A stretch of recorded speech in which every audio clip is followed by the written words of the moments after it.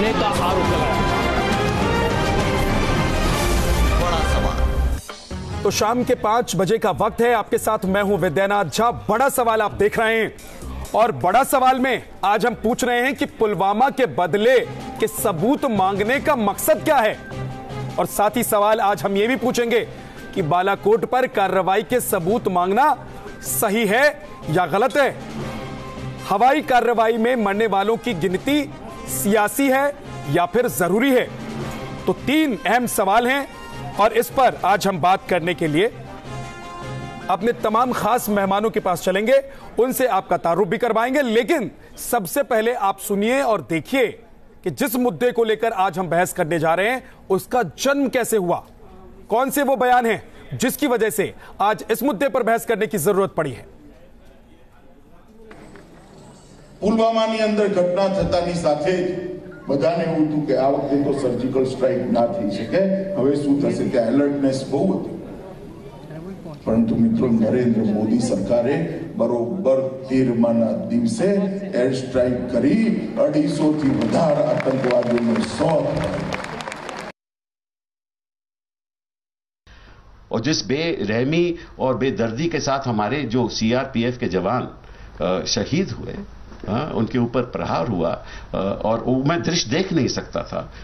हमारी जनता को सुकून मिलेगा ना, देश की जनता को, अगर हम देखें कि 250 लोग कैसे मरे और कैसे किस बहादुरी के साथ सेना के लोगों ने उनको मारा। हम चाहते हैं, वो परिवार भी चाहते हैं कि उनको दिखे कि अगर जैसे सुषमा जी कहती थी ना कि अगर 2 सर कटेंगे हमारे जवानों के तो हम 6 वापस लेकर आएंगे। तो लेकर आओ ना भाई, बताओ हमें वो 250 लोगों की बात बताओ। हम राजनीति नहीं कर रहे, राजनीति ये कर रहे हैं कि उनका मकसद ही केवल राजनीति है। तो कपिल सिब्बल को आपने सुन लिया और बीजेपी के अध्यक्ष अमित शाह को भी आपने सुन लिया। आज बड़े सवाल में हमारे साथ खास मेहमान हैं आरपी सिंह, नेता बीजेपी से, एमएम खजूरिया, पूर्व डीजीपी जम्मू कश्मीर के, हमारे साथ हैं। बहुत बहुत स्वागत है आपका। गीता भट्ट, संघ समर्थक हैं, आपका बहुत बहुत स्वागत है गीता जी। अश्विनी के बख्शी साहब, रक्षा विशेषज्ञ, हमारे साथ हैं। और अदिल सिंह बोपराई, प्रवक्ता कांग्रेस से, हमारे साथ हैं। दिनेश पार्शने, नेता सीपीआई के, हमारे साथ स्टूडियो में मौजूद है। बहुत बहुत स्वागत है आप सभी मेहमानों का। और सबसे बड़ा सवाल में सबसे पहले आज कांग्रेस से मैं सवाल करना चाहता हूं कि आदिल सिंह जी, दरअसल सबूत मांगने के पीछे मकसद क्या है? सबूत तो आप मांग रहे हैं, लेकिन लोग आज ये भी जानना चाहते हैं कि सबूत लेकर करेंगे क्या? देखिए बड़े भाई, लोग आज ये जानना चाहते हैं कि जिस दिन ये एयर स्ट्राइक हुई थी, कांग्रेस पार्टी और बाकी ऑपोजिशन पार्टीज ने तो इसका स्वागत किया था, पर उस दिन कई मीडिया चैनल थे, आपका तो बड़ा रिस्पॉन्सिबल चैनल है, कई मीडिया चैनल हमें ये बता रहे थे कि सरकार के सोर्सेज हैं कि 300 से ज़्यादा आतंकियों पर हमला किया गया है और उनको मौत के घाट उतार दिया गया है। आज हमारे एयर चीफ साहब धनोआ साहब ने कहा है कि हमारे पास कोई फिगर्स नहीं है, पर जो भी है कांग्रेस पार्टी का यह कहना है कि हम इस एयर स्ट्राइक का स्वागत करते हैं। कल क्या हुआ, अमित शाह कहते हैं कि 250 से ज़्यादा आतंकियों को मौत के घाट उतारा गया है। आज एयर चीफ कहते हैं कि नहीं, हमारे पास ऐसी फिगर्स नहीं है। जिस दिन ये अटैक हुआ था, बीएस येदियुरप्पा कहते हैं, और उनकी तो वीडियो पाकिस्तान के चैनल्स पे भी चली है, कि हम इससे 22 सीटें और जीत जाएंगे। कल मनोज तिवारी आर्मी फटीग्स डालकर प्रचार कर रहे हैं, अमित शाह अपने बयानबाजी कर रहे हैं। हमारा यह कहना है कि हमारी सेना की बलिदान पर, सेना की करेज पर भारतीय जनता पार्टी राजनीति ना करे, उसको पॉलिटिकली अप्रोप्रिएट ना करे। और बड़े भाई, मीडिया का भी बहुत इसमें रिस्पॉन्सिबल रोल है। 65 की लड़ाई हुई थी, 71 की लड़ाई हुई थी। हम नहीं कहते कि यह कांग्रेस पार्टी की जीत थी, हम कहते हैं ये हिंदुस्तान की जीत थी। भारतीय जनता पार्टी ने जो नैरेटिव को डाइवर्ट करने के लिए ये ऐसे मुद्दे लेके आ रहे हैं और हमारी सेना की जो योगदान है उस पे राजनीति कर रहे हैं, ये गलत है। और कई हमारे मीडिया के भाई भी इनमें साथ उनके रल गए हैं। तो मेरा निवेदन है आप ये ना करें।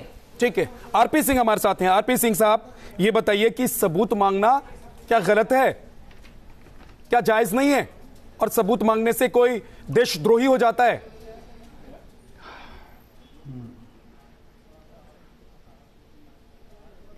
सबूत मांगना ठीक है, परंतु समय क्या है सबूत मांगने का, पहली बात।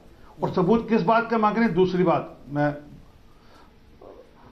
मेरी बात के पीछे शायद इको आ रहा है आपके उसमें, मैं ये दिक्कत है जी। आप अपनी बात पूरी कीजिए, मैं ठीक कर रहा हूं। कि नवजोत सिंह सिद्धू कह रहे हैं कि 300 पेड़ घेर दिए वहां पर। जी जी जी ठीक है, वो कहते हैं 300 पेड़ घेरे हैं, अब ये क्या मतलब है? इनके एक पार्टी के गोवा के मेंबर हैं, वो कहते हैं कि ये तो स्ट्राइक हुई नहीं, झूठ बोला जा रहा है। इनकी एक अलायंस पार्टनर है ममता बनर्जी, कहती है पुलवामा में तो भारत सरकार ने लोग मरवा दिए। अरे आप मजाक कर रहे हैं। और सबूत किस बात का मांग रहे हैं? कितने लोग मारे गए इस बात का सबूत मांग रहे हैं? अरे भैया, कारगिल के अंदर 5,000 लोगों की लाशें लेने नहीं आए थे वो लोग, याद रखना। वो उन्होंने लाशें, हमने लाशें का ले जाओ, लाशें लेने से मना कर, उस सरकार से सबूत मांग रहे हैं, उस पाकिस्तान से सबूत मांग रहे हैं। वो आज तक ये मानने को तैयार नहीं कि F-16 गिराया हमने, उसको ये मानने को तैयार नहीं, उससे आप सबूत मांग रहे हैं। अरे सबूत मांगना है तो इस बात का मांगो कि आप ये सबूत ये मांग रहे हैं कि एयरफोर्स ने स्ट्राइक किए नहीं किया, ये कहकर आप क्या कर रहे हैं? आप देश की सेना का मजाक उड़ा रहे हैं। पिछली बार जब सर्जिकल स्ट्राइक हुई तब भी इनके नेता कह रहे कि सर्जिकल स्ट्राइक हुई नहीं। खून के जलाली का शब्द इस्तेमाल किसने किया? हमने नहीं किया। तो आपको फिर सेना ने आपको जवाब भी दिया उसका। उसके बाद आपका मुंह का ताला बंद हो गया। कृपा कर अभी लड़ाई जारी है। आप कह रहे हैं कि जैसे उसामा बिन लादेन की फोटो आई थी, इनके एक नेता कह रहे हैं दिग्विजय सिंह, उसामा बिन लादेन की फोटो थी। भैया वो ग्राउंड टू ग्राउंड वॉर थी, ये एयर स्ट्राइक है। नीचे उतर कर उन्होंने ग्राउंड टू ग्राउंड मारा था। आज वहां पर पाकिस्तान में एक खबर चल रही है और वहां पर ये मैसेज चला है कि जैश एक मिनट सुन लीजिए, कि शायद, मुझे नहीं पता, एक मिनट बात पूरी करूं, कि शायद जैश मोहम्मद का मसूद अजहर इसमें मारा गया। हम नहीं कह रहे ये वहां की हलचल है, वहां मीडिया में दबी जबान में कहा जा रहा है, पर यहां पर कहा जा रहा है नहीं, हिंदुस्तान ने 300 पेड़ गिर दिए। सर ऐसा भद्दा मजाक मत करिए देश के साथ, ठीक है सिंह साहब, भावनाओं के साथ और जनता। ठीक है सिंह साहब, ठीक है। दिनेश वार्ष्णेय हमारे साथ हैं। मैं आता हूं, आपके पास आऊंगा, मैं आपके पास आऊंगा। दिनेश वार्ष्णेय, क्या सबूत मांगना आपको ऐसा लग रहा है कि ये एक सियासत है, या फिर आपको लग रहा है कि ये बहुत जरूरी भी है? क्योंकि लोग देखना भी चाहेंगे, लोग समझना भी चाहेंगे, और कांग्रेस के नेता अगर कह रहे हैं तो हो सकता है ना कि उनके कार्यकर्ता कह रहे हो कि भैया सबूत तो पूछ लीजिए, दिखा दीजिए। देखिए विद्याधर जी, किसी ने भी भारत सरकार से सबूत नहीं मांगा था, क्योंकि इंडियन एयरफोर्स ने जब बालाकोट में स्ट्राइक किया, उसके बाद जब तीनों कमांड के जो ऑफिसर्स थे, एयरफोर्स, नेवी और आर्मी के, एक प्रेस कॉन्फ्रेंस कहती, उन्होंने कोई क्लेम नहीं किया कितने आतंकवादी मरे। उन्होंने कहा कि हमने जो टारगेट किया था उस टारगेट को हिट किया। आज धनोआ साहब ने भी वही कहा है, जो हमारे एयर चीफ मार्शल साहब हैं, उन्होंने भी वही बात कही है जो पहले कही गई। प्रॉब्लम आती है जब अमित शाह जी कहते हैं, येदियुरप्पा जी कुछ बोलते हैं, मनोज तिवारी जी जो आर्मी फैटीग में वोट मांगने चले जाते हैं, और तो और इस देश के प्रधानमंत्री चूरू में इलेक्शन रैली में अपने स्टेज के पीछे जो बैकड्रॉप लगा हुआ उसमें 41 पुलवामा के शहीदों की फोटो लगाते हैं इलेक्शन रैली में। वहां पे प्रॉब्लम आती है जब देश की राजनीति, जब देश की सेनाओं के पराक्रम और शौर्य का ये राजनीतिकरण करते हैं और देश में झूठे राष्ट्रवाद को दिखा के युद्ध का उन्माद फैलाते हैं और देश की कूटनीति को ये व्यापार समझते हैं। भारती सिंह जी, मैं नहीं कह रहा, फोटो बता रही हैं, सारे टीवी ने दिखाई है चूरू की रैली, वीडियो प्ले करवा लीजिए। अरे देश का प्रधानमंत्री, देश का सेनाओं का राजनीतिकरण कर रहा है। जब आप राजनीतिकरण करेंगे तो हमें इस देश के प्रजातंत्र ने यह अधिकार दिया है कि हम सरकार से पूछें कि आपने कहां से संख्याएं गिनी, बताएं अमित शाह कहां से संख्याएं गिनी, हम भी बड़े खुश होंगे।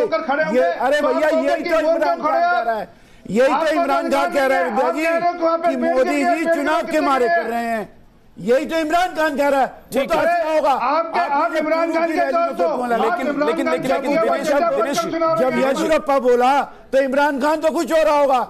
दिनेश, यही तो मैं कह रहा हूं। लेकिन जो इमरान खान कह रहे हैं, अगर वही बात हमारे देश के नेता कहेंगे तो क्या ये ठीक है? गीता भट्ट हमारे साथ है, बात कर रहे हैं, येदियुरप्पा ने वो बात करी है, मनोज उसका जवाब मैं लूंगा, आरपी सिंह साहब से लूंगा। लेकिन गीता भट्ट कि हमारा अगर 21 पार्टियां बैठकर ये तय कर लेती है कि देश सर्वोपरि है और आतंकवाद के मामले पर, और अगर बाहर से कोई हमारे देश पर हमला करता है तो हम सभी एक साथ खड़े हैं, उसके बाद राजनीति कौन कर रहा है? राजनीति की बात कहां से आ जाती है? किसको फायदा नुकसान दिखने लगता है? झा जी, आज ये बड़े ही दुख की बात है कि ऐसे जो राष्ट्रीय सुरक्षा से जुड़े हुए जैसे इतने गंभीर और महत्वपूर्ण विषय हैं, जिस पर आज देश की सारी जनता एकजुट होकर भारत के सुरक्षा बलों के साथ, सरकार के साथ और सबसे पहले देश की संप्रभुता की रक्षा के साथ आगे खड़ी हो रखी है। हमारे ही देश के कुछ जाने माने राजनेता, राजनीतिक दल और साथ ही साथ कुछ जाने माने सिविल सोसाइटी के काम करने वाले लोग तथा कथित जाने माने पत्रकार आज खड़े होकर ऐसा लग रहा है कि पता नहीं चल रहा है कि वो भारतीय होकर बोल रहे हैं कि एक पाकिस्तानी नागरिक होकर बात कर रहे हैं। एक ऐसा संवेदनशील नेशनल वार मेमोरियल पे मोदी जी का भाषण रिप्ले कर लीजिए। पूरी इलेक्शन रैली बोले गए वो वार मेमोरियल का उद्घाटन करने कोस रहे विरोधी दलों को। अरे हम पूरे आपके साथ थे, पूरे आपके साथ थे। पुलवामा अटैक के बाद अपोजिशन पार्टी का एक लीडर उसमें गया। आपके प्रधानमंत्री जी रेलवे का उद्घाटन कर रहे हैं, आपके प्रधानमंत्री जी फोटो शूट करा रहे हैं, पाकिस्तानी नागरिकों के मरने की बात नहीं करी जा रही है। तो जहां जो आतंकवादियों को मान रहे हैं कि वो नागरिक हैं वहां के और उनके साथ ज्यादा सहानुभूति दिखा रहे हैं और सलमान खुर्शीद जैसे लोग तो और आगे बढ़ के खड़े हैं। देश के प्रधानमंत्री समझेंगे अपने को, नहीं समझेंगे अपने आप को। अरे वार मेमोरियल का भाषण देखिए, चूरू का भाषण देखिए, सरकार को दे दिया है। दिनेश अगर एक करके आप लोग अपनी बात करेंगे तो बात समझ में आए। एक सेकंड मैं आप दोनों को रोक रहा हूँ। गीता जी आप भी शांत हो जाइए, दिनेश जी आप भी शांत होइए, आप भी शांत हो जाइए। देखिए जो दर्शक हमारे दर्शक हैं जो ये डिबेट देख रहे हैं, दिनेश और गीता जी एक सेकंड शांत हो जाइए। दिनेश एक सेकंड आप झूठ बोले हो। जो दर्शक हमारी ये बहस देख रहे हैं वो आज ये भी समझना चाह रहे होंगे कि दरअसल जब कोई इस तरह का एक्शन होता है, इस तरह का एक्शन होता है दिनेश जी, तो फिर सबूत कैसे इकट्ठा किए जाते हैं। हमारे साथ एमएम खजूरिया साहब हैं, पूर्व डीजीपी हैं जम्मू एंड कश्मीर के। खजूरिया साहब आपका बहुत लंबा तजुर्बा रहा है इस तरह के एक्शन का, आतंकियों के साथ मुठभेड़ का और उनके खिलाफ कार्रवाई करने का। और जब देश से बाहर इस तरह की कार्रवाई हमारी सेना करती है, हमारे जवान करते हैं, तो फिर सबूत इकट्ठा कैसे किए जाते हैं और क्या उन सबूतों को दिखा देने की इतनी जल्दबाजी भी होनी चाहिए या देख लेने की जल्दबाजी होनी चाहिए? ये देखिए, ये बहुत बड़ी बदकिस्मती है इस देश की कि ऐसे मुश्किल वक्त में, जबकि हमें लगने लगा था कि ये देश एकजुट हो गया है और अपोजिशन पार्टी ने, कांग्रेस ने ये कहा था कि हम ब्लैंक चेक दे दिया था गवर्नमेंट ऑफ इंडिया को कि जो भी कार्रवाई करेंगे हम उनके साथ हैं। तो अभी मसला किसी नतीजे पर नहीं पहुंचा है। और जैसे आज एयरफोर्स वालों ने कहा है कि हमारा काम तो टारगेट पर बम गिराना था, हमारे लिए कोई तरीका नहीं है, रास्ता नहीं है कि ना हमारा ये काम है कि हम लाशें गिनते रहें। अब यहाँ तक इंसिडेंट का ताल्लुक है, ये हुआ है, इस पे बारे में कोई शक नहीं है। इसलिए भी कि मौलाना अजहर के सबसे छोटे भाई अमीर ने पब्लिकली वहाँ पेशावर की रैली में ये कहा है कि इंडियन एयरफोर्स ने हमारे ठिकानों पर हमला किया है, पाकिस्तान फौज पर नहीं किया है, ISI पर नहीं किया वगैरह वगैरह। तो ये तो दुश्मन मान रहा है कि हमला हुआ है। और फिर जो इंटरनेशनल पत्रकार हैं उन्होंने जो इंक्वायरीज की हैं, उनका कहना है कि 35 आदमियों की लाशें एम्बुलेंस के ज़रिए ले जाई गई। ये मैं इसलिए कह रहा हूँ कि जो सबूत ढूंढना है, सबूत इस तरह से ही आते हैं सामने, पब्लिक के सामने। और जहाँ तक देश का ताल्लुक है, हमें इस बात पर फख्र होना चाहिए सबको। इसमें सियासत करना मैं समझता हूँ कि बहुत बदकिस्मती की बात भी है और बहुत शर्म की बात भी है कि अब हमें इस पर फख्र करना चाहिए कि हमारी सेना। अश्विनी के बख्शी साहब रक्षा विशेषज्ञ हमारे साथ हैं। बख्शी साहब मैं आपसे समझना चाहता हूँ कि अगर मान लीजिए सबूत नहीं इकट्ठा कर पाए, हम गए एक्शन के लिए, हम कार्रवाई करने के लिए गए, हम बदले के लिए गए और सबूत इकट्ठा नहीं कर पाए, तो क्या वो एक्शन नहीं माना जाएगा? दूसरी बात एक और चीज समझाइए बख्शी साहब कि क्या इससे सेना के और हमारे जवानों के मनोबल पर असर नहीं पड़ता है अगर सवाल उठाए जाते हैं तो, अगर सबूत मांगे जाते हैं तो? देखिए, ये पहली बात तो ये एक्शन जो किया गया है, शुरुआत की गई है, ये एक देश ने की है, ये केवल एयरफोर्स ने नहीं की है। इसके पीछे सारे इंटेलिजेंस एजेंसीज, सारी जो हमारी army, air force, navy, police force, वगैरह वगैरह सारा तंत्र लग गया था इस पर्टिकुलर एक्शन को करने में। तभी आज एयर चीफ ने कहा है कि अभी ऑपरेशन जारी है। इसका मतलब ये है कि देखिए, जब पहले ऑपरेशन शुरू होता है, मैं सिर्फ रक्षा विशेषज्ञ के हैसले के उससे बोलूँगा कि जब कोई ऑपरेशन शुरू होता है तो उसकी पहले बार इंटेलिजेंस ली जाती है कि वो टारगेट है क्या। तो आपने देखा होगा एक लिस्ट यहाँ पे घूम रही थी अभी भी मीडिया में, जिसमें 350 लोगों के नाम थे कि भाई ये टेररिस्ट वहाँ पर हैं। तो हो सकता है इसका इस्तेमाल किया गया हो टारगेट को सेलेक्ट करने के लिए। और वैसे भी ग्राउंड एजेंसीज होती हैं हमारे, जिस तरह से पता चला है कि हम लोग ने अफ़गानिस्तान की जो एजेंसीज हैं उनके एम्बेडेड हैं यहाँ पे इस पख्तूनख्वा में इलाके में, उनसे हमें मिली थी कि भाई यहाँ पे टारगेट इस तरह का है, ये प्रोफाइल है। तो उस टारगेट को हमने नष्ट किया। ठीक है बख्शी साहब, एक चीज मैं समझना चाहूंगा, सीधे सीधे समझना चाहूंगा, क्योंकि देखिए आज देश भर के लोग ये इस तरह की बातों को सुन रहे हैं और उसका प्रभाव भी उन पर पड़ रहा होगा, जरूर, जाहिर सी बात है। मैं आपसे बख्शी साहब एक चीज समझना चाहूंगा, क्या सबूत मांगना सही है, जायज है या नाजायज है, गलत है?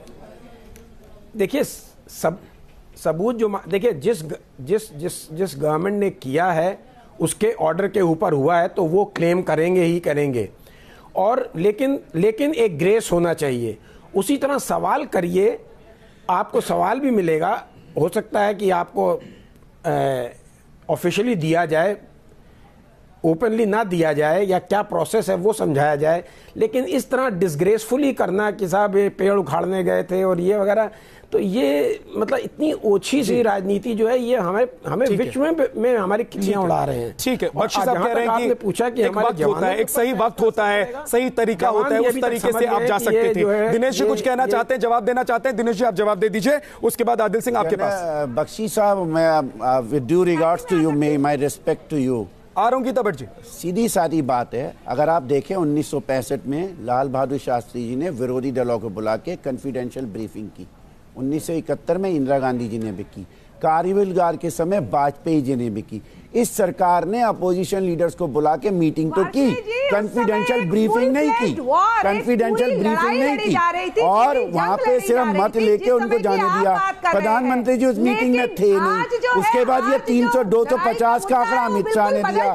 सिलेक्टिव लीग सरकार ने की, 400 मार दिए, 300 मार दिए, 200 मार दिए, 500 मार दिए। हम तो अभी भी नहीं मांग रहे। प्रॉब्लम ये आ रही है कि ये अभी भी कह रहे हैं कितने मारे गए। अरे क्यों राजनीति कर रहे हो देश की सेनाओं के पराक्रम पे, देश के सेनाओं की शौर्य पे? आपका तो एक निगाह नहीं है बेटा वहां पे। अंग्रेजों के साथ आप रहे आजादी के आंदोलन में, आपने ना आजादी का आंदोलन लड़ा, ना पंजाब में आतंकवाद के खिलाफ लड़े, ना तमिलनाडु में FLTT के खिलाफ लड़े, ना 1947-48 में कश्मीर में लड़े। आप तो हमेशा भागे बॉर्डरों से दूर, आप तो हमेशा बॉर्डरों से दूर भागे RSS वाले। तो RSS वाले थे इस देश की एकता और अखंडता के लिए बहुत बड़ा खतरा हुआ। इससे बड़ा खतरा इस देश की अखंडता और एकता के लिए कोई हो नहीं सकता RSS से बड़ा। इसलिए आप युद्ध का उन्माद फैलाते हैं, सेनाओं के पराक्रम को राजनीतिकरण। गीता भट्ट, हम एक ब्रेक करते हैं, एक ब्रेक के लिए हमें रुकना पड़ेगा, मजबूरी है ब्रेक के लिए रुकना। लेकिन उससे पहले मैं बीजेपी के नेता आरपी सिंह हमारे साथ हैं, उनसे पूछ लेना चाहता हूं कि आरपी सिंह साहब, अगर सबूत हैं और विपक्षी पार्टियां आपसे कह रही है कि सबूत दिखा दीजिए, दिक्कत है क्या दिखाने में?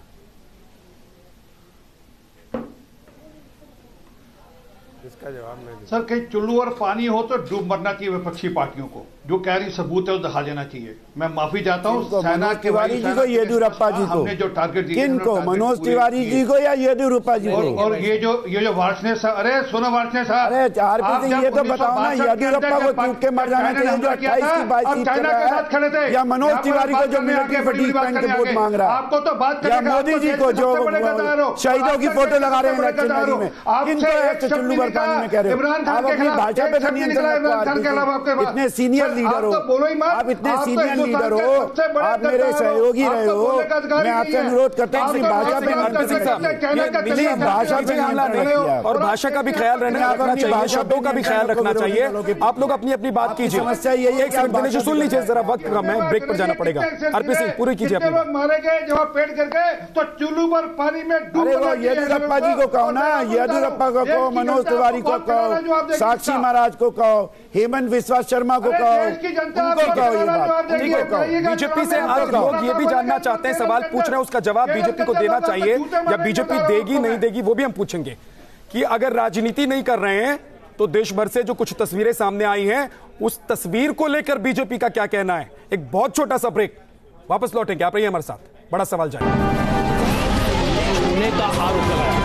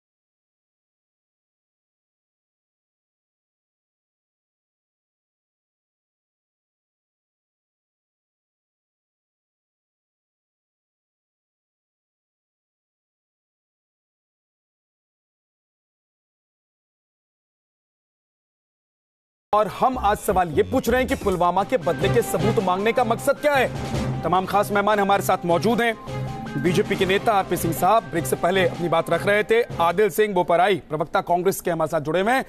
आदिल, आप कुछ कहना चाह रहे थे, आप अपनी बात कहिए। और एक सवाल मैं ऐड कर देता हूं कि बख्शी साहब कह रहे हैं, रक्षा विशेषज्ञ हैं हमारे साथ पैनल में, कि वक्त तो सही चुन सकते थे आप सबूत मांगिए, उस पर कोई दिक्कत नहीं है, परेशानी नहीं है। देखिए भाई साहब, आप मुझे हैरानी होती है, सबसे ज़्यादा वो डिबेट में चिल्ला रहे हैं जो अंग्रेज़ों के लिए मुखबरी करते थे। पर मैं आज के मुद्दे पे आता हूं और ये डिबेट कहां से इग्नाइट हुआ। ये जब अमित शाह ने कहा कि 250 आतंकियों को हमने मारा है, और एसएस आलूवालिया है जो भारत सरकार का मंत्री है, वो कहता है कोई टेरर कैजुअलिटीज नहीं थी। ये तो भाजपा के नेता है ना, ये कांग्रेस पार्टी के नेता थे नहीं है। देखिए, अगर ऐसे चीखने चिल्लाना है तो मैं डिबेट से उठ के चले जाऊंगा भाई साहब। ये इस तरीके से गुमराह कर रहे हैं लोगों को। अगर एक सेंसिबल डिस्कशन करनी है तो कर सकते हैं। आपने अपनी बात, अगर चीखना चिल्लाना है तो मैं उठ के चले जाऊंगा। नहीं बोलिए आदिल, ये सत्य सुन नहीं सकते। आप अपनी बात पूरी कीजिए आदिल। एसएस आलूवाली, देखिए ऐसे डिबेट नहीं हो सकता। आदिल, आप अपनी बात पूरी कीजिए। आरपी सिंह साहब सुन लीजिए ना, सुन लीजिए सर प्लीज। आप बड़े सीनियर नेता हैं, लाहौर क्यों छोड़ा आपने? 1971 में लाहौर हमारे कब्जे में था। एसएस यार कैसे डिबेट होगा ऐसे भाई साहब? कैसे डिबेट हो सकता है? सर इनके पास सत्य है नहीं, झूठ फरेब प्रोपेगेंडा से तो डिबेट नहीं आगे चल सकता। सिंह सुन लेना चाहिए। मेरा निवेदन है आप इंटरव्यू करिए। आरपी सिंह आपको सुन लेना चाहिए। आपने अपनी बात रखी, अब आदिल क्या कहना चाहते हैं उनकी बात भी आपको सुनना चाहिए। इतने इंटॉलरेंट, उनको चुभता है, इतने इंटॉलरेंट बोल रहे हैं। सुन तो लीजिए, आप जवाब दे दीजिएगा ना, मैं आपके पास आऊंगा, मौका दूंगा आपको। आदिल आप बोलिए, आदिल आप अपनी बात पूरी कीजिए। वायुसेना को कहते हैं बताओ कितने सिर मारे काटे आपने। एसएस आलूवालिया भारतीय जनता पार्टी का मंत्री था। एसएस आलूवालिया ने कहा है कि कोई टेरर कैजुअलिटीज नहीं हुई, ये कांग्रेस पार्टी ने नहीं कहा। अमित शाह जो सीसीएस का पार्ट नहीं है, जो एक भारत सरकार में मंत्री नहीं है भाई साहब, वो कहता है कि 250 से ज्यादा आतंकियों को हमने मारा है। हम नहीं चाहते सबूत, मैं फिर से स्पष्ट करना चाहता हूं, हमें सबूत नहीं चाहिए। आप भारतीय सेना के मनोबल पर, उनके योगदान पर राजनीति कर रहे हैं, इसका हम खंडन कर रहे हैं। येदियुरप्पा जब कहता है कि सर्जिकल स्ट्राइक के बाद हमें 22 सीटें मिल जाएंगी, क्या यह उचित है? क्या यह उचित है? मैं आपसे पूछता हूं। मिलिट्री ऑपरेशन स्ट्रेटेजिक ऑब्जेक्टिव्स को अचीव करने के लिए किया जाता है भाई साहब, ना कि इलेक्शन जीतने के लिए। आज जीडीपी ग्रोथ 8.3 से 6.6% पे पहुंच चुका है। बेरोजगारी 45 ईयर हाई पे है। अनएम्प्लॉयमेंट 46% ड्रॉप हो चुका है। एग्रीकल्चरल ग्रोथ 5% से 2% पे आ चुका है। पर इनके पास इन सारे मुद्दों पे कोई जवाब नहीं है। ये हमारी सेना के योगदान पर राजनीति कर रहे हैं। मैं पूछना चाहता हूं, अमित शाह के पास ये जानकारी कैसे आई? जब हमारे एयर चीफ कहते हैं कि हमारे पास ऐसी कोई फिगर नहीं है, तो क्यों देश को गुमराह कर रहे हैं आरपी सिंह जी? क्यों गुमराह कर रहे हैं? सर्जिकल स्ट्राइक पाकिस्तान को एक सबक सिखाने के लिए था, नरेंद्र मोदी को इलेक्शन जितवाने के लिए नहीं था। सेना को आप डिग्रेड ना करिए, सेना को आप डिमोरलाइज ना करिए, और चीखने चिल्लाने से आप सत्य को नहीं दबा सकते। मसूद अजहर को भारतीय जनता पार्टी नहीं छोड़ा। आरपी सिंह आप अपनी बात कहिए, एक एक करके अपनी बात कहेंगे, समझ में भी आएगा। एसएस आलूवालिया और येदियुरप्पा अमित शाह के बयान पे तो बोले। आरपी सिंह, मनोज कुमार है, आर्मी प्रतीक डाल के भाग रहा है, इस पे जवाब देना ही है। क्या बोला था? क्या जवाब देंगे? पाकिस्तान भी शर्म तो मुझे आती है कि भारतीय जनता पार्टी जैसी एक पार्टी देश में है जिसने हर संस्था को खत्म कर दिया है, जिसने हमारी आर्मी को उसके योगदान पर बेनिफिट लेने का दोनों को मैं रोक रहा हूं। मुझे शर्म दोनों में से कोई भी ये समझने को तैयार नहीं है कि आप जो कह रहे हैं वो बात ही समझ में नहीं आएगी, तो फिर बहस का फायदा क्या होगा? रुक जाइए दोनों, प्लीज शांत हो जाइए।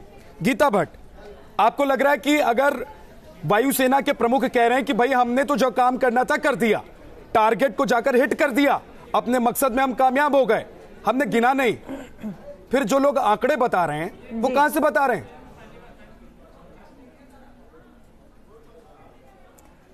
देखिए झा जी, पहली बात तो ये कि जो ये एयर स्ट्राइक हुई है उसके बाद इस समय पाकिस्तान का में इतना निराशाजनक माहौल है। आपको मालूम है उनका सिविल एविएशन तब से बंद पड़ा है। 250 का नंबर कहां से लाया है? अपनी जो अंतरराष्ट्रीय 250 का नंबर कहां से लाया मैडम? और दूसरी बात बताइए, SS आलूवालिया कहता है कोई बोपा राय जी, हाँ सुन लीजिए, बोपा राय, देखिए बोपा राय जी कह रहे थे कि जो लोग यहाँ जो है स्वतंत्रता आंदोलन में लोग जो साथ नहीं थे, वो सबसे ज्यादा वो शायद वामपंथियों का नाम लेने से हिचकिचा रहे थे और शायद इसीलिए उन्होंने कहा। नहीं तो मैं कह दूं, वो बताना चाहते कि वामपंथियों ने किस तरह स्वतंत्रता आंदोलन में ज्यादा जेलों में थे, आपके लोग मुखबिर थे, भूल रहे हो कि उस समय 1942 में अंग्रेजों के भगत सिंह खबर लेकर 250 का नंबर कहाँ से आया? 250 का नंबर बीजेपी की व्हाट्सएप यूनिवर्सिटी से आया क्या? दूसरे विश्व युद्ध में आपने हमारे एयर चीफ को कॉन्ट्रडिक्ट किया है, आप इस पे जवाब दीजिए। इधर उधर की बात ना करिए, इधर उधर की बात ना करिए। आपने अमित शाह के बयान में आपके बहुत सारे नेता ऐसे हैं जिनके ब्रिटिश इंटेलिजेंस रिपोर्ट आपके बहुत सारे मौजूदा नेता भी हैं जिनके अमित शाह के बयान पे बताएं। नाम है इंडिया हाउस लाइब्रेरी, चले जाओ। अरे छोड़िए, आप कितने, आप अमित शाह के बयान पे बताइए। उसको डीक्लासिफाई कर दो, श्यामा प्रसाद मुखर्जी के हथियारों की फाइल डीक्लासिफाई कर दो, पता लग जाएगा आप क्या थे। अमित शाह के बयान पे बताइए आप। एक मिनट आदिल, आपके बीच में आरपी सिंह बोल रहे थे, आपको बुरा लग रहा था, गीता भट्ट के ऊपर आप बोल रहे हैं, अच्छा नहीं लग रहा है, उनको सुनिए, उसके बाद जवाब दीजिए, उसके बाद जवाब दीजिए ना। गीता भट्ट बोलिए। कितना देखिए जी हाँ, तो देखिए इतनी इंटॉलरेंस बोपा राय जी दिखा रहे हैं। आप बात सुन लीजिए, मैं तो बड़ी काम की पते की बात आपको बता रही थी। अगर आप अंतरराष्ट्रीय जो मिलिट्री स्ट्रेटेजिस्ट हैं और बाकियों के आप बातें सुने तो आपको पता लगेगा कि जिस प्रकार से इस समय पाकिस्तान के अंदर हालत ये है कि wall street journal, Washington post, New York times, guardian में सारे कॉन्ट्रडिक्ट कर रहे हैं। पर आप छोड़िए ये बातें, आप इंटरनेशनल रिपोर्ट छोड़िए, आप हमें बताएं। हमारे एयर चीफ कहते हैं कि हमारे पास नंबर नहीं है, पर अमित शाह को ये नंबर कहां से आया? इस समय इतना ज्यादा, छोड़िए लिबरेशन पे ना पहुंचिए आप, अमित शाह के बयान पे बताइए आप। चलिए ठीक है गीता भट्ट, आपने अपनी बात पूरी कर ली। क्योंकि आप चाहते नहीं है, ठीक, क्योंकि आपके पास जवाब नहीं है। एक मिनट, आप बोपा राय से ही जवाब लेता हूँ मैडम, बोपा राय से ही जवाब लेता हूँ, लेकिन बोपा राय जवाब नहीं कह रहे हैं कि 35 से हटाओगे तो मैं जाके खड़ा हो जाऊंगा। आपकी कश्मीर की यूनिट कह रही है कि हम तो जो आतंकी हैं सरकार में आए तो हम उनको मुआवजा देंगे। क्या आपके पास? गीता भट्ट एक मिनट गीता भट्ट शांत हो जाइए, अब आपकी बात पूरी हो गई है। बोपा राय मैं आपके पास आऊंगा, लेकिन उससे पहले बख्शी साहब मैं आपके पास आता हूं।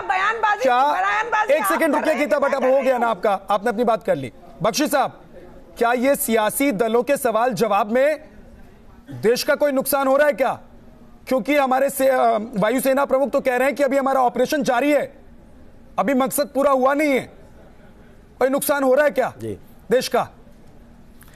जी देखिए, ऐसा है कि जब ये सवाल उठता है तो अभी किसी ने कहीं कोई 65 के ऊपर जा रहा है, कोई 47 पे जा रहा है, लेकिन मकसद पे आइए कि अगर जो आपने कोई स्ट्राइक की है तो स्टेट क्राफ्ट जो है वो बताता है कि कोई प्रोटोकॉल्स होती हैं, उसमें ज़रूर गवर्नमेंट को जवाब देना पड़ेगा, लेकिन एक समय पे देना पड़ेगा। लेकिन क्योंकि ये इलेक्शन माहौल है इसलिए ज़मीन खिसकती नज़र आ रही है, इसलिए बहुत सरगर्मी हो गई है और ऊट पटांग सवाल पूछे जा रहे हैं यहाँ। तो बेसिकली इसका जवाब देना स्टेट गवर्नमेंट का काम है और ऑपोजिशन का है पूछना किसकी जमीन खिसक रही है। मैं वही कहता हूँ, रक्षा विशेषज्ञ क्वेश्चन जरूर करिए, लेकिन अदरवाइज तो ये वही वो बात हो जाती है कि किसकी जमीन खिसक रही है, तो बताइए ना, बात में से पैसे उठाने वाली बात हो जाती है। आपने बख्शी साहब दिनेश जी आपसे पूछ रहे हैं कि आपने कहा कि जमीन खिसक रही है, कौन से वो लोग हैं जिनकी जमीन खिसक रही है और वो इस शौर्य का फायदा सियासत में उठाना चाहते हैं?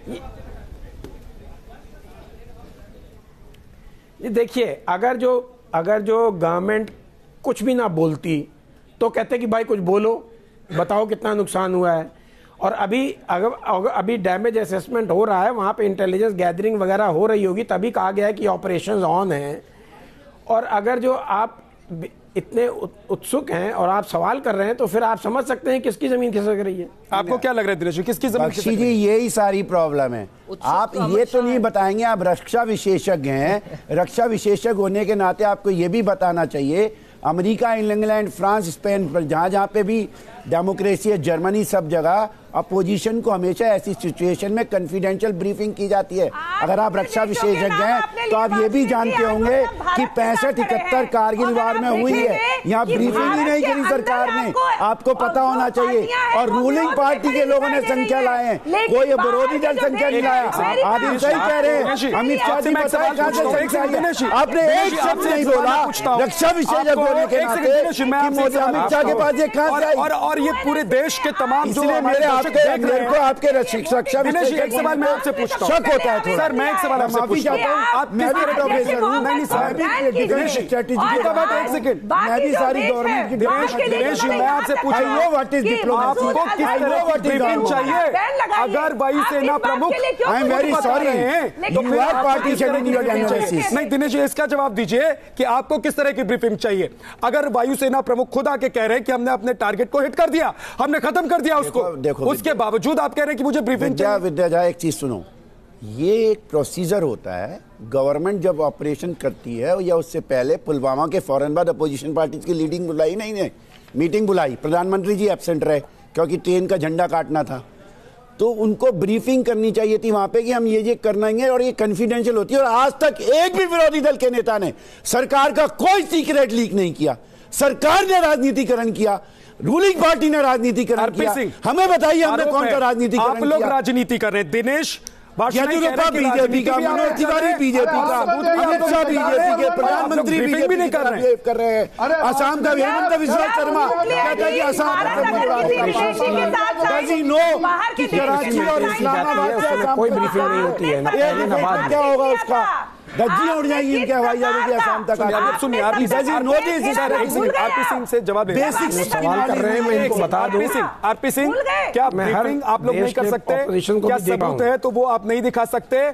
और क्या एक प्रक्रिया जो है, अगर इस तरह की कोई एक्शन कार्रवाई होती है तो उसको लेकर अगर कुछ देश के सामने रखा जा सकता है तो आप लोग नहीं रख सकते? किस बात का डर है, क्या दिक्कत है? नहीं रखते हैं, लेकिन समय पर रखते हैं। मैं माफी चाहता हूं दोस्त, मुझे सचमुच आज बड़ी गलानी हो रही है कि मैं किन लोगों के बीच में आज घिर गया हूं। जो वायुसेना भी कह रही है कि हमारा अभी मामला जारी है, हमारी जंग अभी जारी है, हमारा अभी ऑपरेशन जारी है। पहले हमें चुप रहते हैं, कितने लोग आप भी चुप रहते ना? क्यों पुलवामा के शहीदों के अंदर चूरू की रैली में लगाया? नहीं लगाते ना, कारगिल के अंदर 4 नहीं लगाते।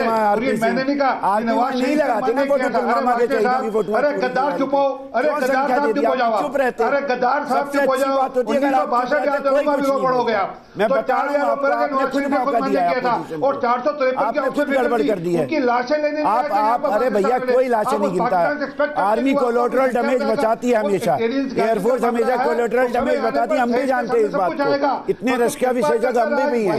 हम भी इतने रक्षा विशेषज्ञ हैं कि जब भी कोई मिलिट्री ऑपरेशन होते हैं कोलेटरल डैमेज बचाने होते हैं, टेररिस्टों के हमलों को गिराना होगा या डिफेंस इंस्टॉलेशंस पर अटैक करेंगे। अरे हम भी जानते हैं आरपी सिंह, प्लीज इतना मत बोलो कि हमारे मुंह से और बोलो। सर प्लीज मैं आपको रिक्वेस्ट कर रहा हूं, प्लीज आप सुनिए। तो सुनिए जरा, सुन तो लीजिएगा, उनको सुनिए, उसके बाद जवाब दीजिएगा। मैं आऊंगा के प्रकरण पर आप कृपा करके प्रश्न चिन्ह मत लगाओ। मैं हाथ जोड़कर आपके आगे विनती करता हूं और समय आने पर आपको मुंह तोड़ जवाब मिलेगा और मुंह पर करारा तमाचा मारेगी देश की जनता आपके। खजूरिया साहब ये वक्त नहीं है सही सबूत मांगने का, और क्या ये वक्त भी सही नहीं है कि सरकार आके ब्रीफिंग दे? देखिए जी, इसकी बुनियाद ही गलत शुरू हुई है, क्योंकि ये लड़ाई हिंदुस्तान की है, ये किसी पार्टी की लड़ाई नहीं है। और जब ये अपोजिशन ने फुल सपोर्ट ऑफर की थी तो उसके बाद चाहिए था गवर्नमेंट को उनको ऑन बोर्ड लेना और उनको कॉन्फिडेंस लेके बात करनी। ये सवाल कभी पैदा ही नहीं होता कि किसने मारा, किसने नहीं मारा, कितने मारे, कितने नहीं मारे। और यह बदकिस्मती उससे बड़ी ये है कि इतना शोर हो रहा है, मुझे समझ नहीं आती है कि किस किस्म की डिबेट है कि जिसमें कोई एक दूसरे की बात नहीं सुनता है, ना कोई रेलेवेंस देखता है कि इशू की क्या बात कर रहे हैं, क्या नहीं कर रहे हैं, और सारे देश के लिए परेशानी खड़ी कर दी है पॉलिटिशियन ने। मैं जो समझता हूँ अब वक्त ये आ गया है कि देश की जनता को, मीडिया को और देश के जो इंटेलेक्चुअल हैं जो ओपिनियन मेकर्स हैं उनके इकट्ठे होकर पॉलिटिशियन के ऊपर प्रेशर डालना चाहिए और इनको कंडेम करना चाहिए कि इस वक्त जबकि देश को एकजुट होकर दुश्मन का मुकाबला करना चाहिए, उस वक्त आप आपस में ये तू मैं भी कर रहे हैं और एक दूसरे के साथ बदतमीजी कर रहे हैं नेशनल टीवी के ऊपर, क्योंकि आम आदमी जो है आज परेशान है। आपकी बात साहब ये बात क्या, मैं तो निकला हूँ अपने देश की हिफाजत के लिए, मैं लगातार ये कह भी रहा हूँ कि आप एक दूसरे के ऊपर ना बोलें क्योंकि आपकी बात समझ में नहीं आएगी। और इस बीच एक बड़ी खबर आ रही है, आदिल आप कुछ कहना चाह रहे हैं लेकिन एक बड़ी खबर आ रही है, वो जरा एक बार अपने दर्शकों को बता देते हैं, उसके बाद आपका जवाब देंगे। आतंकी मसूद अजहर पर यह बड़ी खबर आ रही है। पाकिस्तान के मंत्री फयाज उल हसन ने बड़ा दावा किया है। हसन ने जो दावा किया है उसके मुताबिक मसूद अजहर जिंदा है, उसके मरने की कोई खबर नहीं है। आपको बता दें कि मसूद अजहर के मरने की खबर आई थी, दावा किया जा रहा था कि मसूद की मौत बीमारी की वजह से हुई थी।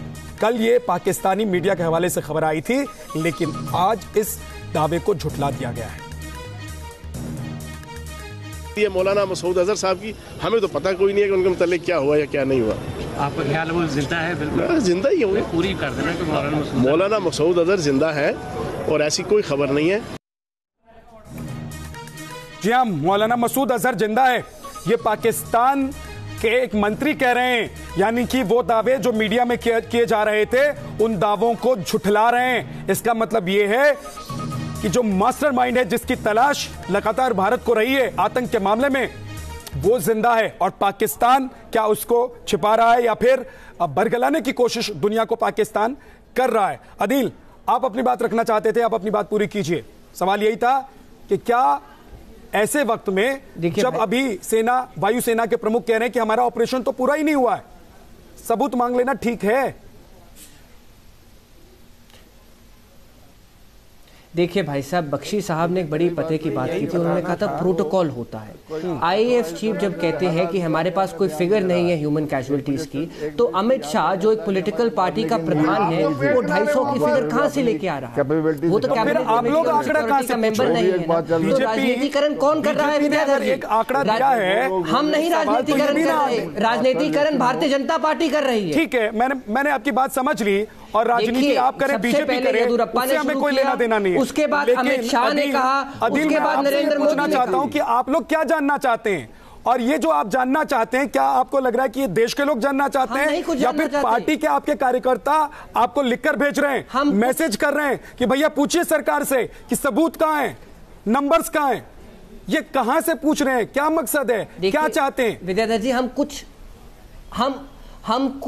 हम कुछ नहीं जानना चाहते, हम केवल ये कह रहे हैं कि मिलिट्री ऑपरेशंस को आप पॉलिटिसाइज ना करें। आपको पता है भारतीय जनता पार्टी ने अर्थव्यवस्था का बेड़ा गर्क कर दिया है, बेरोजगारी आसमान पर पहुंची हुई है, जो हमारा एग्रीकल्चरल सेक्टर है वो 46% ड्रॉप हो गया। भारतीय जनता पार्टी एक साजिश के तहत नैरेटिव को डाइवर्ट कर रही है, इसीलिए नरेंद्र मोदी और अमित शाह राजनीति कर रहे हैं मिलिट्री ऑपरेशंस का। मैं फिर से कहना चाहता हूं, ये 250 की फिगर अमित शाह के पास आई कहां से?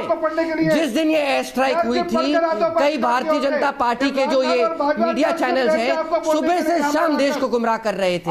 मैं कह रहा हूं, आप मिलिट्री ऑपरेशंस को पॉलिटिसाइज ना करें। सवाल ये भी है, और ये लोग जानना चाहते हैं कि आज देश को कौन गुमराह कर रहा है। एक तरफ जो नंबर दिए जा रहे हैं उससे देश गुमराह हो रहा है, या दूसरी तरफ जो सबूत मांगे जा रहे हैं उससे देश गुमराह हो रहा है। गीता भट्ट कांग्रेस के प्रवक्ता जो हमारे साथ बैठे हुए टीवी पर इस डिबेट में, वो कह रहे हैं कि भाई हमें सबूत नहीं चाहिए, लेकिन 250 का आंकड़ा लाए कहां से, ये तो बताइए, क्योंकि वायुसेना के प्रमुख कह रहे हैं कि हमारे पास तो कोई आंकड़ा नहीं है, गिनने का काम आपका है, चाहे तो गिन लीजिए।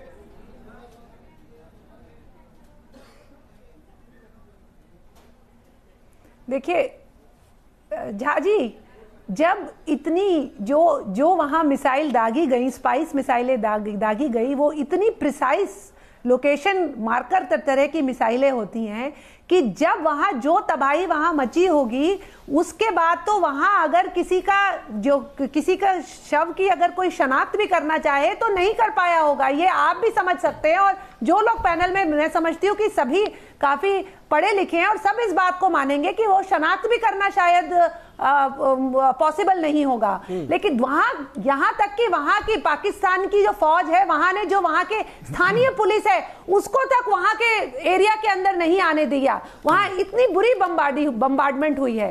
और आज सवाल ये नहीं है कि वहां कितने लोग मरे, जो जब समय काल परिस्थिति होगी और सेना जो है इस बात को बताएंगे, फिर अमित शाह क्यों कह रहा है 250 बताएंगे। लेकिन एक तो क्यों कह रहा है अंदाजन ये सब मान रहे हैं, सबकी एक बहुत ज्यादा तादाद में वहां जो लोग थे उस कैंप के अंदर वो मारे गए। दूसरी जो आप ये कहना चाहते हैं कि भाई एक टारगेट को हमने हिट किया, उस टारगेट को हिट करने से पहले हमने कम से कम ये प्लान तो बनाया होगा कि वहां पर कितना नुकसान किया जा सकता है, कौन कौन से ठिकाने। आखिरी 30 सेकंड, आखिरी 30 सेकंड, एक प्लान तो होगा ही, और उस प्लान के मुताबिक अगर कोई आंकड़ा दिया जा रहा है तो फिर उसमें क्यों दिक्कत हो रही है, उसमें क्या नुक्ताचीनी करने की जरूरत है। किसी भी पॉलिटिकल पार्टी के नेता ने बीजेपी को छोड़ के 1000 किलो की बॉम्ब ड्रॉपिंग पे क्वेश्चन नहीं किया, उसके डैमेज को क्वेश्चन नहीं किया। क्वेश्चन करना तभी शुरू हुआ जब इन्होंने सेना के कार्य का, सेना के शौर्य का, पराक्रम का राजनीतिकरण करना शुरू किया, संख्या गिनानी शुरू कर दी। एक भी अपोजिशन लीडर की ये स्टेटमेंट दिखा। दर्शक जो है हमारे और देश की जनता वो सबसे ज्यादा समझदार है, और दर्शक, देश की जनता ये देख रही है कि राजनीति कौन कर रहा है और इससे क्या देश का कोई नुकसान तो नहीं हो जाएगा। सवाल यही है। बड़े सवाल में आज के लिए इतना ही। बहुत बहुत शुक्रिया आप सभी मेहमानों का हमारे साथ जुड़ने के लिए। छोटा सा ब्रेक, वापस लौटेंगे। आप रहिए हमारे साथ। का आरोप लगाया